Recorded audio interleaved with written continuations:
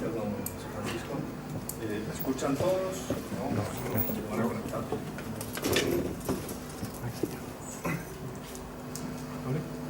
¿Ya? ¿Sí? Sí, ya. ¿Está bien?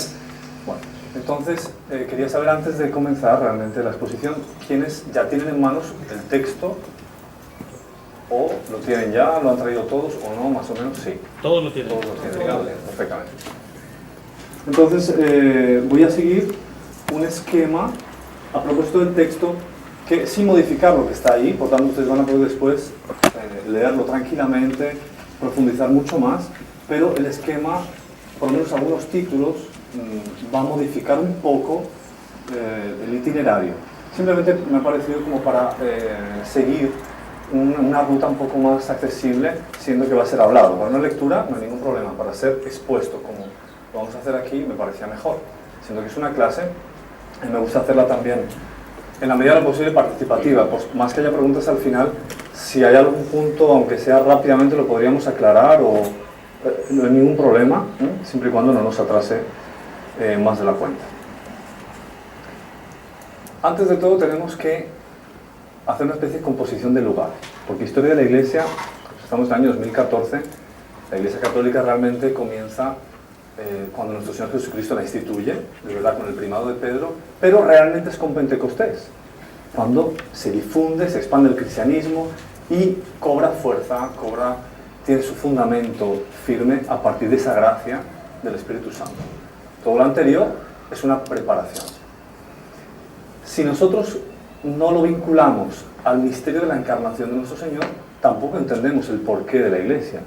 Entonces debemos reconocer que la encarnación de nuestro Señor es el centro y el ápice de la historia universal. Comprendiendo esto, nosotros vislumbramos todo el panorama de la historia, todo lo que en el fondo Dios va realizando a lo largo de los tiempos. Un gran acontecimiento como es la encarnación tiene su preparación. ¿Cuántos profetas lo anunciaron? Como lo esperaban las almas especialmente llamadas, la humanidad estaba esperando la encarnación.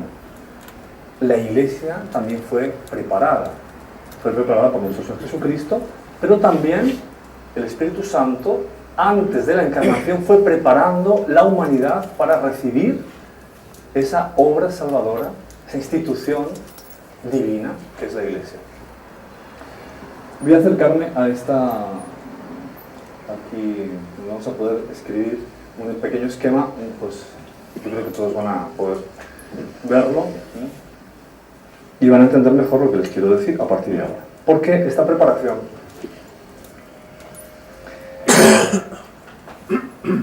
consta de varias fases. Un primer punto es la unidad del Imperio Romano.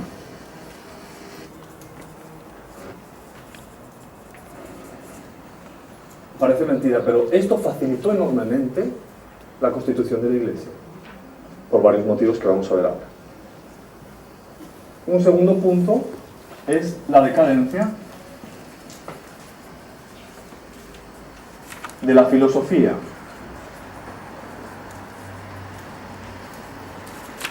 Y un tercer punto, que ahora mismo voy a desarrollar cada uno de ellos, la decadencia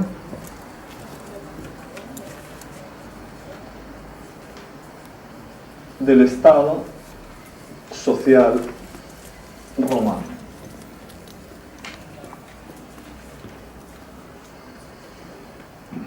Esto por parte del mundo romano, porque después vamos a abordar el mundo judío. Por parte del mundo romano, nosotros sabemos que esa unificación de gran parte del mundo civilizado, ¿verdad?, dio a los predicadores unas facilidades enormes. Por ejemplo, la lengua que se hablaba era precisamente el griego antiguo, la koiné, una maravilla porque facilitó, sobre todo en toda la zona mediterránea, se expandió muchísimo por ahí, y en el imperio, por tanto, eso fue un vehículo transmisor de la buena nueva. Después, la paz romana. Había tranquilidad en el imperio. Eso facilitó mucho. Después se complicó y empezaron las persecuciones, como vamos a ver al final. La decadencia de los sistemas filosóficos. Sí, fíjense, antes ya del advenimiento de nuestro Señor Jesucristo, ya Sócrates, Platón, Aristóteles, 3, 4 siglos antes de Cristo, ya ellos mismos decían que la idolatría era algo con lo cual no se podía luchar contra ella. Estaba tan arraigada en el pueblo que mejor era decir que creyesen y siguiesen con eso a intentar convencerlos, porque la opinión pública estaba atascada en ese gran, inmenso defecto, vicio, torpeza intelectual y sobre todo espiritual de la idolatría. Después la decadencia del Estado social, todos lo sabemos, no vamos a profundizar mucho más en eso porque se sabe, San Pablo explica muchísimo la corrupción que había, las costumbres, cómo estaba la sociedad en el Imperio Romano, era tremendo, está atestiguado por muchos historiadores también. Nos interesa más que el Imperio Romano el mundo judío, y dentro del mundo judío nosotros vamos a analizar un poco lo que es el Estado social y moral y los israelitas fieles. Son dos aspectos. Voy a escribir aquí también para que lo puedan anotar, si lo desean.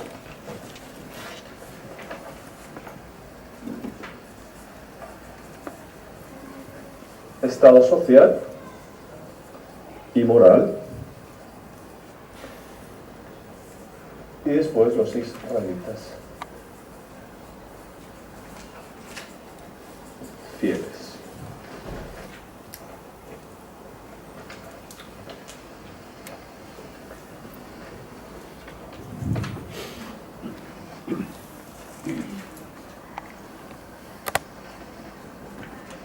La familia judía. La familia judía no se había contaminado tanto por la corrupción que existía en el pueblo romano.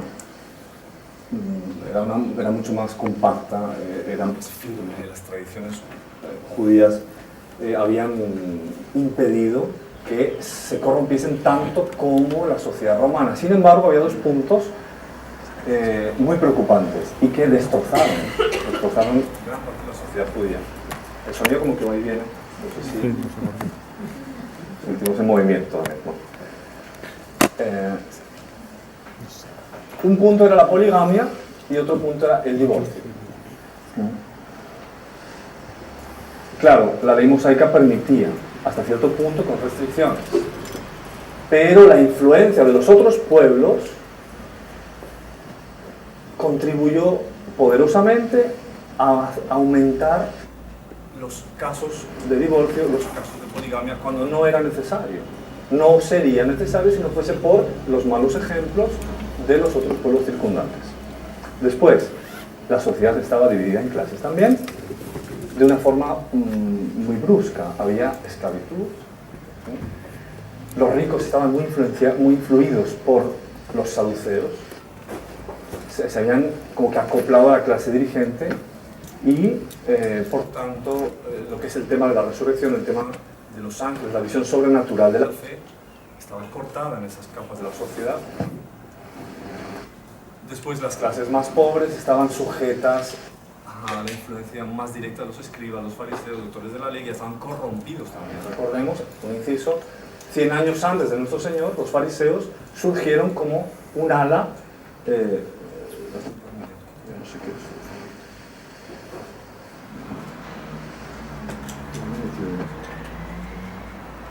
Está en mi casa, no tenían ese problema en aquella época. Nosotros hoy en día nos ayudan mucho, pero a veces...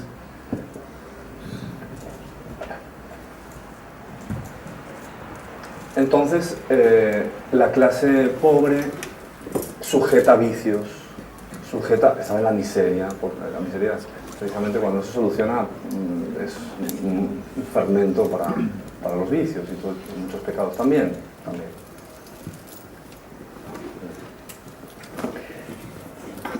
Después, bueno, configurado este panorama, por un lado el mundo romano, con todo lo que acabamos de ver, esas decadencias acumuladas.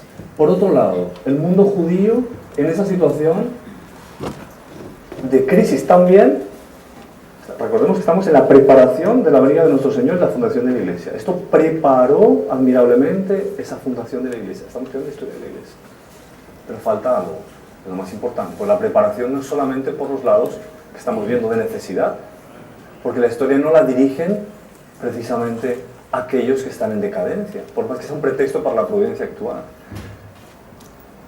Los que dirigen la historia son aquellos que constituyen la fidelidad, que forman el rumbo, que forman el filón, ¿cómo se diría en español? El filón de fidelidad a lo largo de la historia. ¿Quiénes eran? Por ejemplo, Simeón esperaba con ansias el Mesías, ¿verdad? Zacarías, personajes bíblicos. Nicodemo, por ejemplo, dentro de los doctores, dentro de los escribas, Nicodemo, José de Arimatea, Gamaliel. Por tanto, había gente muy fiel, muy fervorosa, gente del pueblo también. Ana, ¿verdad? El cuarto misterio gozoso cuando se presenta a nuestro Señor en el templo. Está Simeón, pero está Ana. ¿Qué profecía? ¿Qué hacen? ¿Qué ansia tenían? Dice Simeón, lo rezamos en completas, ¿verdad? Que da gracias a Dios y ya puede descansar en paz porque sus ojos han visto al Salvador. Pero eso simboliza cuántas generaciones de almas fieles en medio de esa corrupción que iba en un crescendo. Ahora, está bien, pero sobre todo, ¿quién fue factor de fidelidad y de espera ansiosa, con santa ansiedad, y con una fe inquebrantable en medio de esa situación? Nuestra Señora, la Virgen María, ella fue sobre todo ella. ¿Quién también? San José, por supuesto, modelos de fidelidad. Santa Isabel, por supuesto San Juan Bautista, también, posteriormente, pero él mismo es el modelo de fidelidad y modelo de expectativa y de anuncio del Mesías que vendría. Bueno, con esto entonces podemos dar por terminado ese punto de la preparación del mundo para la venida del Mesías y la fundación de la Iglesia. Ahora vamos concretamente a la Iglesia, entramos ya en la historia propiamente dicha. Esto es todo una preparación.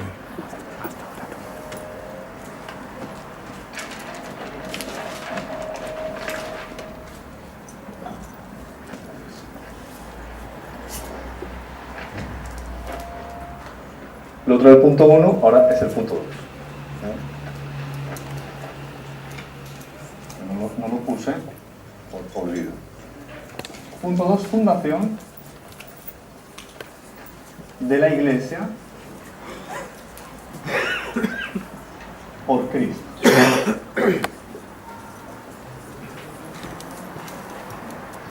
Voy a hacer lo mismo, número aquí los puntos del esquema y lo vamos desarrollando. Primero, el concepto de iglesia tradicional.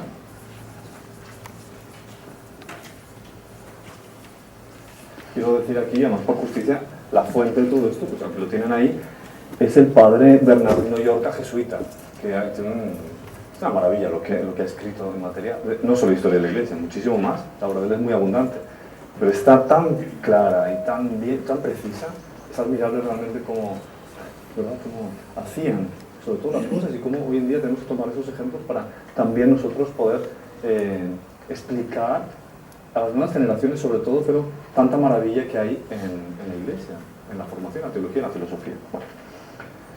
Concepto tradicional, y después tenemos el punto 2, que es la iglesia como cuerpo místico de Cristo.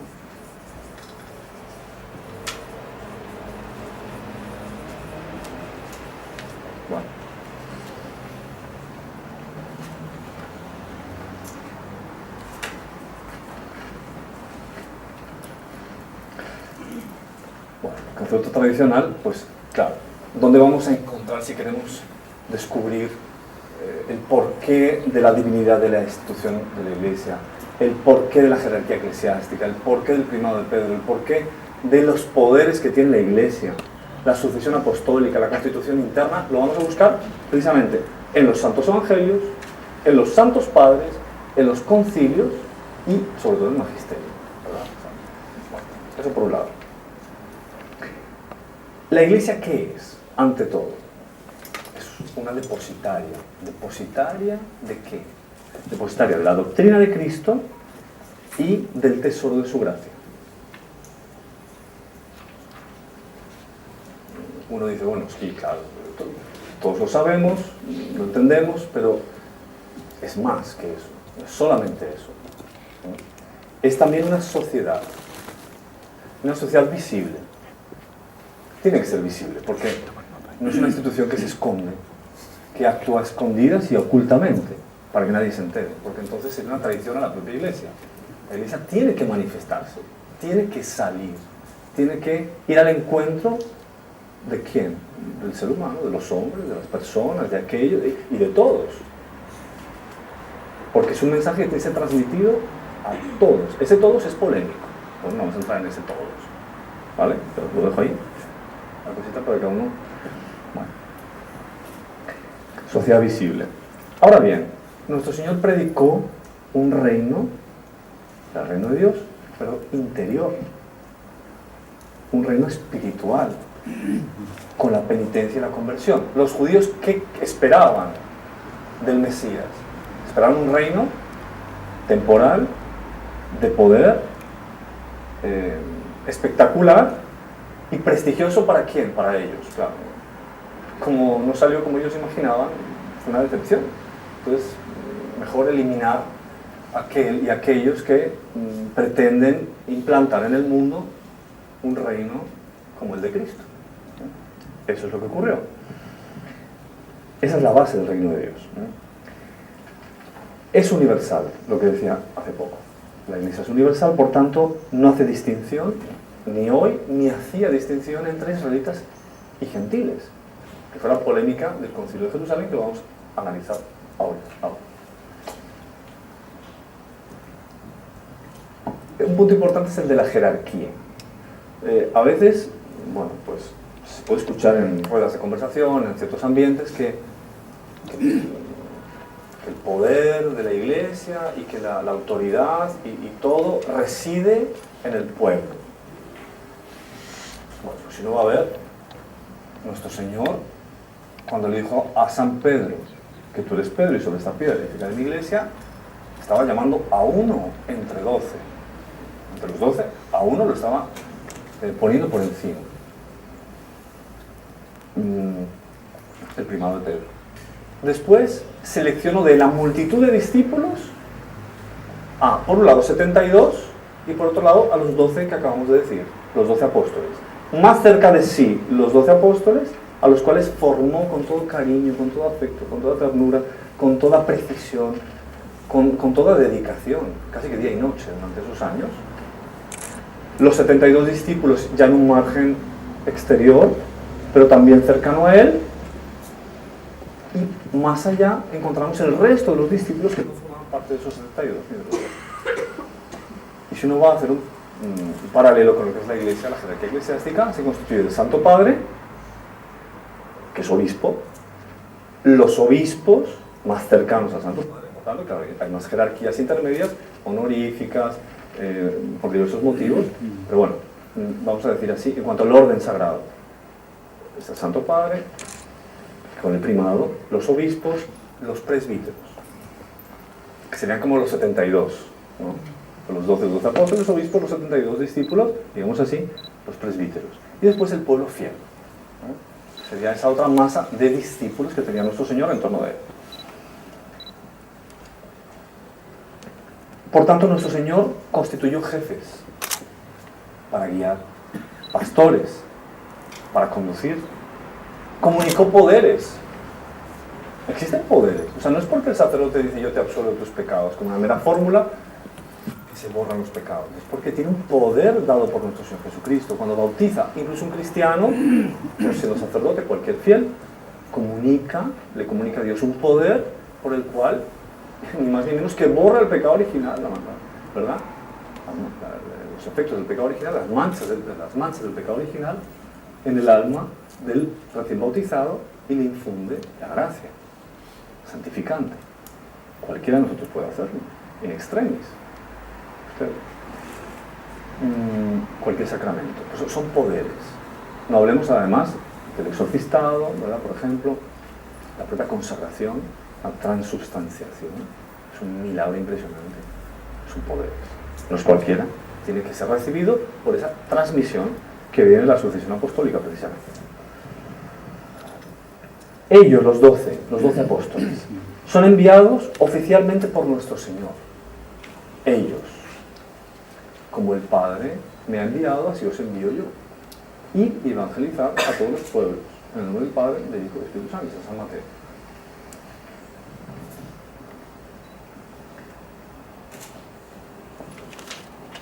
Por tanto, la comunicación de poderes viene de arriba y no viene de abajo. Un punto fundamental, nosotros podemos ceder en eso, no podemos...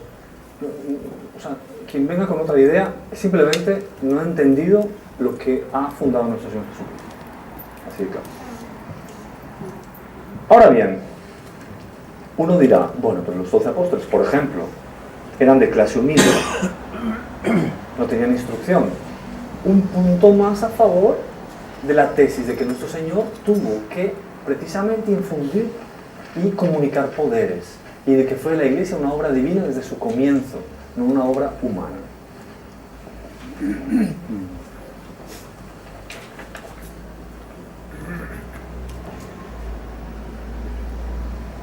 Bien, el punto siguiente, porque esto es la concepción que tenemos tradición, se enseña, se debería enseñar en el catecismo, en los colegios, en los seminarios, bueno, lo normal, ¿no? Lo que es la Iglesia, que todo el mundo sabe. Pero hay un punto que no fue tan desarrollado en siglos anteriores, y sí en el siglo XX, fue una gracia especial para el siglo XX, y que Pío XII además ratificó, consagró y difundió esta doctrina, que es paulina, pero que como que no había cuajado antes en la teología católica, que es la del cuerpo místico de Cristo. Es maravillosa, es simplemente, nos hace comprender mucho más la persona de nuestro Señor, la forma de actuar de nuestro Señor, y cómo nosotros, los fieles, los hijos de Dios, formamos parte del mismo Cristo, como miembros activos o pasivos por el pecado, pero como miembros de la Iglesia. Por tanto, esa concepción no estaba tan clara. El Concilio Vaticano II profundizó más aún, encontramos muchos textos sobre ello, documentos inclusive,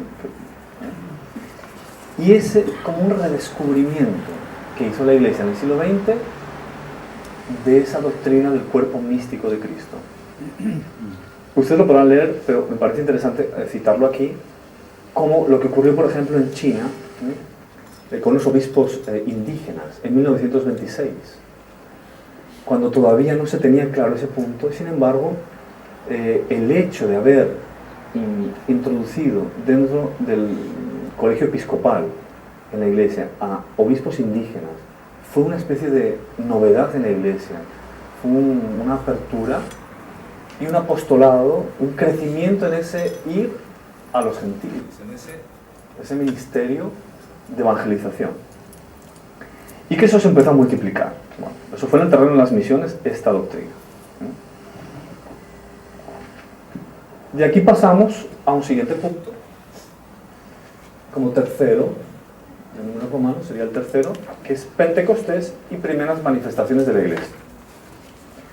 Oiga, si voy un poco rápido, díganmelo, porque yo estoy con lo del tiempo, ¿no? Me han dicho que no se puede no pasar, entonces, bueno, tengo que dar el esquema entero, hay que terminar la materia, y entonces, no sé, díganme si voy muy acelerado, o si ya están, no sé, empachados, o quieren parar, preguntar una cosa, discurrir, opinar, o algún dato que no me viene, ustedes quieren enriquecer esta charla, endulzarla, ay, por favor.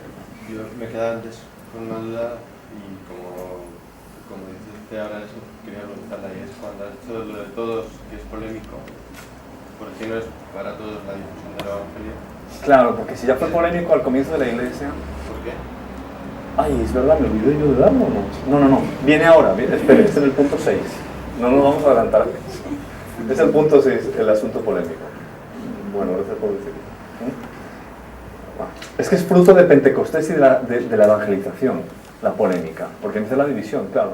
Ah, no, pero hay que ir a tal sitio, no, a tal otro, no, a evangelizar a tales personas, no, cuidado con ellos. a tales sí, entonces, claro, no, solo judíos, no, a los gentiles, ¿no? Y ahí empieza. Entonces viene San Pedro por un lado, San Pablo por otro, Santiago, obispo de Jerusalén, por otro, que fue una pieza clave para armonizar todo eso, como lo vamos a ver ahorita. Ahora. Bueno, punto 3. Pentecostés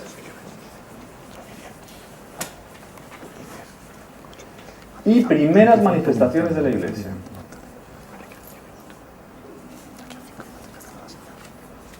Recordemos el miedo que tenían los apóstoles antes de Pentecostés, cuando murió nuestro Señor, etc.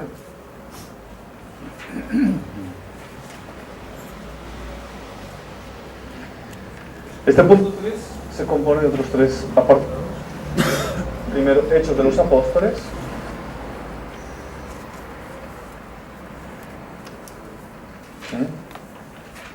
Segundo, el propio acontecimiento de Pentecostés. Lo vamos a recordar brevemente. Y primeras conversiones en masa.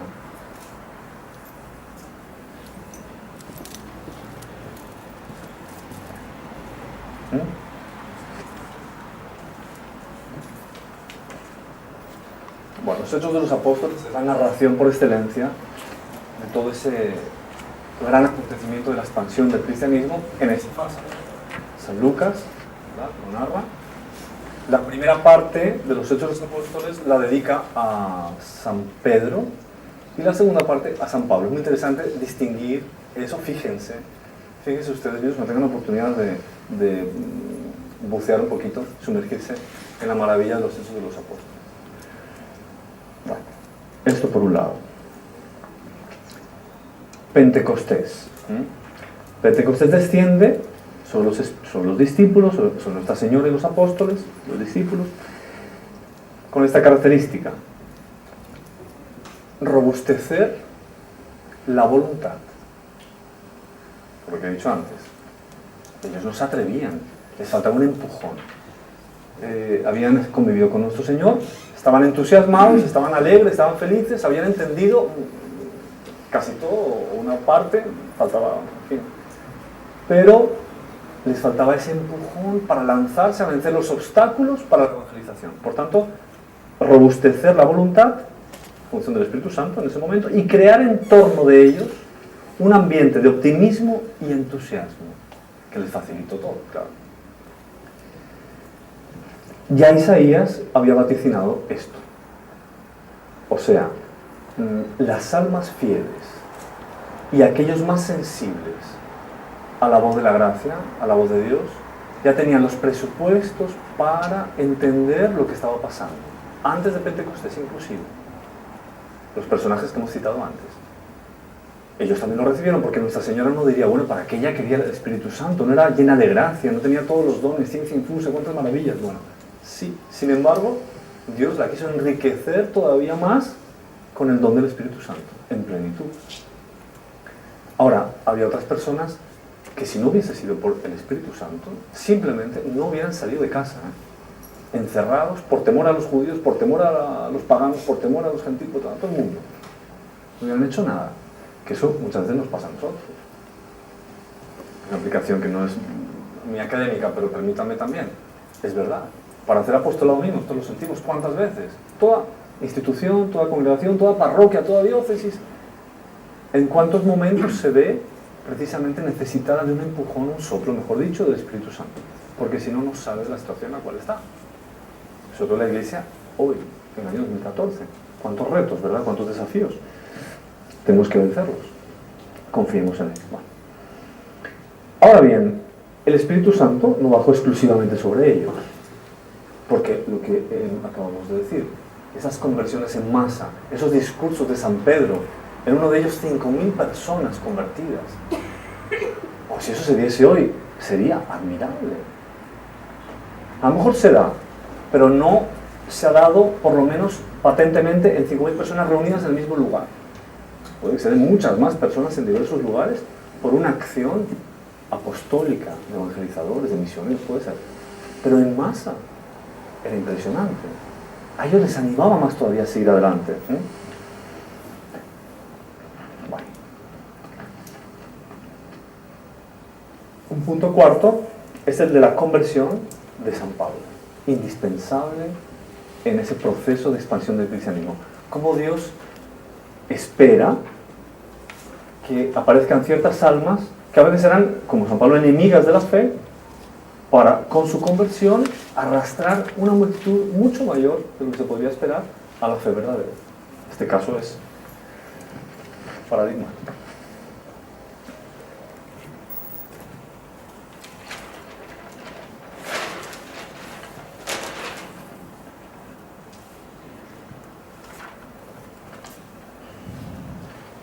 Me he saltado un punto. No sé si ya lo han escrito o no, el que les he dicho, perdón. He ido al quinto y es... forma parte de... Cuarto. El Evangelio y el mundo gentil. Antes de San Pablo.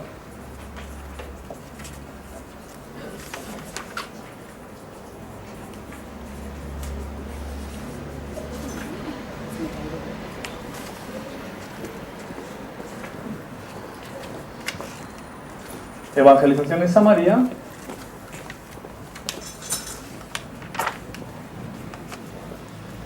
Con el diácono Felipe y Antioquía, fundación de esa iglesia. Ya les anoto aquí los siguientes puntos para mí. El quinto, conversión de San Pablo.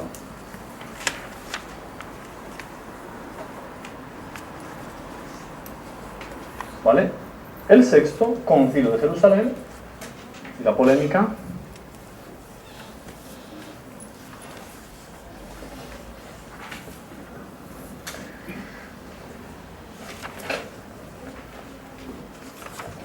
Séptimo punto sería la penetración intensiva del cristianismo.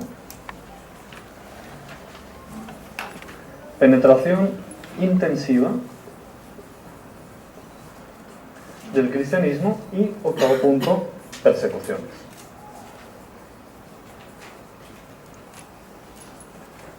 Les hago un apañado general para concluir, porque ya tenemos que dar paso de aquí a poquito a las preguntas.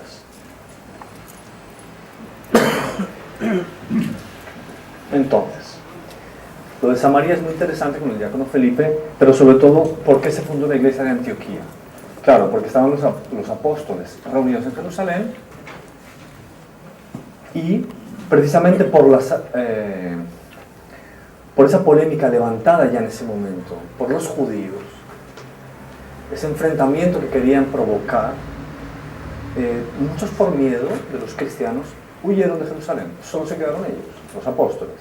Por inspiración divina, ellos debían quedarse y no debían salir. Sin embargo, muchos discípulos se desparramaron por los distritos de Judea y Samaria. Por tanto, hacia el norte. Están subiendo. Entre ellos, el diácono Felipe. Ya con lo de Antioquía, cuando se dio la persecución de San Esteban, ¿qué hicieron muchos cristianos? Estaban atravesando Judea y Samaria hacia el norte. Habían llegado a Fenicia, estamos subiendo por la costa, fueron a Chipre, en dirección hacia el norte, una vez más, hasta Antioquía de Siria, una ciudad, gran ciudad del Oriente Romano. En esa ciudad es donde les dieron el nombre de cristianos, por primera vez. Claro, al ir viajando, iban haciendo comunidades, iban expandiendo el cristianismo, iban hablando, iban comunicando la gracia del Espíritu Santo. Por tanto, expandiéndolo entre los gentiles. Ahí aparece San Pablo, que todos saben la historia, no me voy a detener en ello, para saltar precisamente al concilio de Jerusalén y la polémica suscitada ahí. Que es donde tenemos que ir.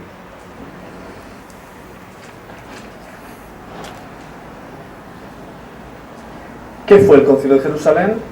Fue el primer concilio de la Iglesia, año 49, celebrado por los apóstoles y primeros discípulos de Cristo, había más gente, no eran solo ellos, en orden a resolver esa dificultad fundamental de la predicación del Evangelio. Si solo predicamos a los judíos, o también vamos a los gentiles. ¿Cuál fue el resultado? Fue una proclamación de San Pedro, decidida, de la libertad absoluta que había para predicar en cualquier lugar y la independencia de la antigua ley. Una cosa es la ley mosaica, pero no obliguemos a todos a pasar por la ley mosaica para hacerse cristianos, que es lo que pasó cuando apareció Tito, traído por Pablo y Bernabé a Jerusalén, que le querían obligar a la circuncisión.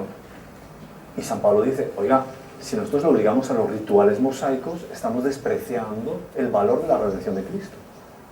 Por tanto, no hagamos esa locura. Todos son llamados a la salvación. Ahí lo que decía antes, Santiago, obispo de Jerusalén, armoniza la situación porque detrás de él, o mejor dicho, él estaba acompañado de muchos judíos convertidos, pero que eran de tendencia muy judaizante, por ejemplo, muy de la ley, y Santiago, levantándose, apoyando a San Pedro en su discurso a favor del apostolado con los gentiles, termina de como que ensamblar y armonizar plenamente la unidad entre los primeros cristianos. No hubo división. Ese concilio de Jerusalén fue importantísimo para el primer impulso evangelizador de la Iglesia. Estas persecuciones, el Imperio Romano, el Estado romano, los apologistas paganos y los herejes. Fueron los tres grandes enemigos del cristianismo en esa primera fase.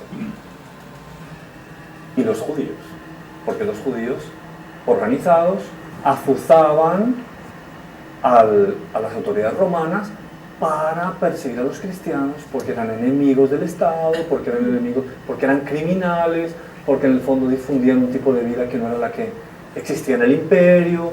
Y claro, uno dirá, con eso concluiría esta parte y pueden preguntar, pero si existía tanta paz en el imperio romano y de repente llegan los cristianos y se acaba la paz, entonces claro, pretexto, ellos son artífices de la discordia, los cristianos. Bueno, no es que sean artífices de la discordia, es que donde no hay auténtica paz y se quiere sembrar la auténtica y la verdadera paz, naturalmente la falsa paz se va a sentir incómoda y va a hacer lo posible para evitarlo. ¿Qué paz había en el imperio romano? Paz religiosa. Claro, el imperio permitía todos los dioses de todos los gentiles, de todos los pueblos paganos. Todos los pueblos que iban siendo deglutidos y asumidos por el imperio romano, se les permitía que mantuviesen su religión tranquilamente, porque eran precisamente idólatras. No había problema. Cuando llega el cristianismo, un solo Dios, una sola fe, moral impecable, costumbres impecables, un esfuerzo enorme por llevar adelante una vida como debe ser, contraria a las costumbres corrompidas y depravadas. Claro, naturalmente eso provocó lo que todos saben. Me tengo que quedar por aquí, pero ustedes tienen mucho para completar ahí en sus lecturas y está muy bien ese texto. Lo que quieran pues levantar o decir o comentar, pues 4 minutos de preguntas. Mucho, como quieran. O recordar algún punto. No sé si decirles de... Ah, bueno. No, digan.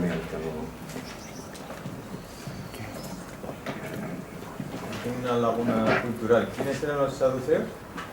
Pues un partido, era un partido que tenía mucha influencia dentro del pueblo judío. Ellos representaban toda una ideología y una mentalidad, una interpretación de la ley y por tanto de la religión judía desviada de los puntos más polémicos que precisamente San Pablo aprovechó para dividirlos más entre fariseos y saduceos, ¿no? Los fariseos como los más estrictos observantes de la ley, los saduceos más liberales, más influidos por el espíritu helenista, griego, por tanto nada de resurrección, nada de espíritus, nada de, en el fondo, una vida eterna en la cual Dios me va a premiar, me va a castigar. Pero con una resurrección, vivamos a la buena de Dios. Esos son los saduceos.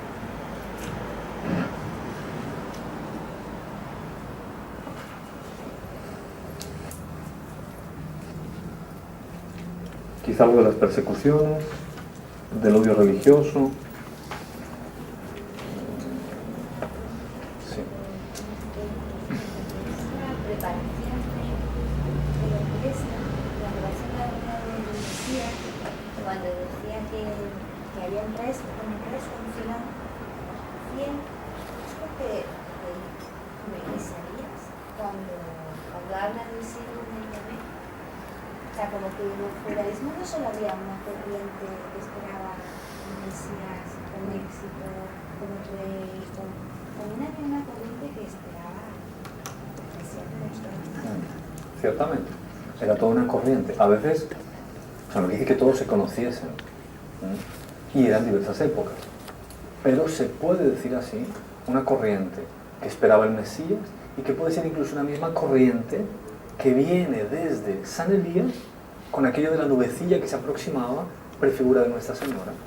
Esa corriente pasa por San Elías, San Juan Bautista, y cuántos santos marianos a lo largo de la historia, San Luis María de Montfort, por ejemplo, constituyen ese filón de fidelidad, de confianza, de espera, y por tanto de una unión con Dios especial, llamada a marcar la historia, a determinar los rumbos futuros de la Iglesia y del mundo. ¿Sabes? Muy bien apuntado.